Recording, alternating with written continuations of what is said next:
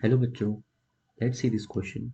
The question says that enlist the conclusions drawn by Rutherford from his alpha ray scattering experiment.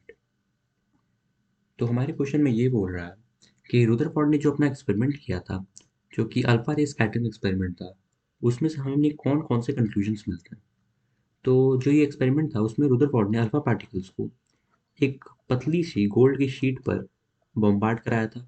तो उन्होंने देखा था कि mostly ये पार्टिकल्स इस फ्रेम से पास हो जा रहे थे, जो कि हमारा पहला केस होगा। और उन्होंने देखा कि बहुत ही कम ऐसे पार्टिकल्स थे जो अपने पाथ से छोटे से एंगल से डेविएट हो जा रहे थे। मान लेते हैं ये इस पाथ पर जा रहे थे तो ये डिफ्लेक्ट होकर इस पाथ पर चले। ये हमारे सेकेंड टाइप के पार्टिकल्स थे। और बहुत ही कम पार्टिकल्स ऐसे थे जो लार्ज एंगल से डेविएट कर रहे थे। हम लोग मान सकते हैं ऐसे और यहाँ पर। ये हमारा थर्ड केस हो गया।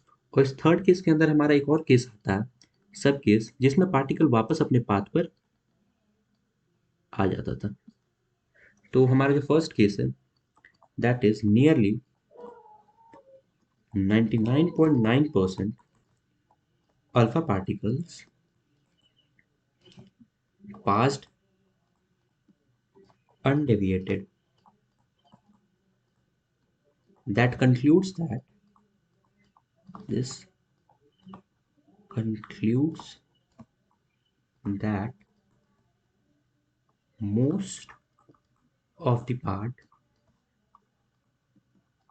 of atom is empty.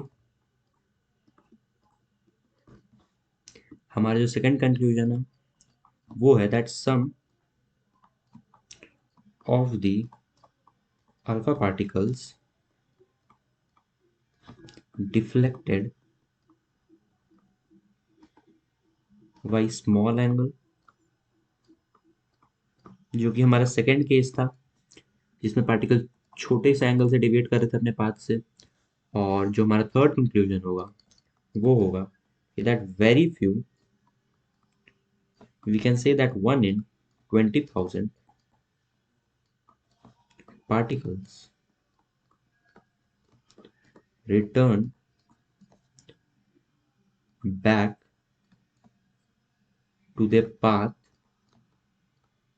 or get deflected by large angle.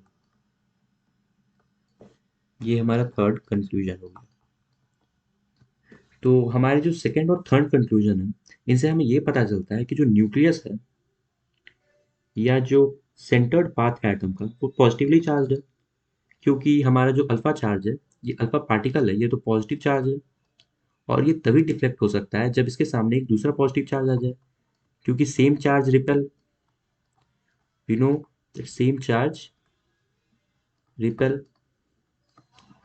तो इसीलिए हमें ये कंक्लूजन मिल गया जो न्यूक्लियस है वो पॉजिटिवली चार्ज होगा हमारे सेकंड एंड थर्ड पॉइंट से।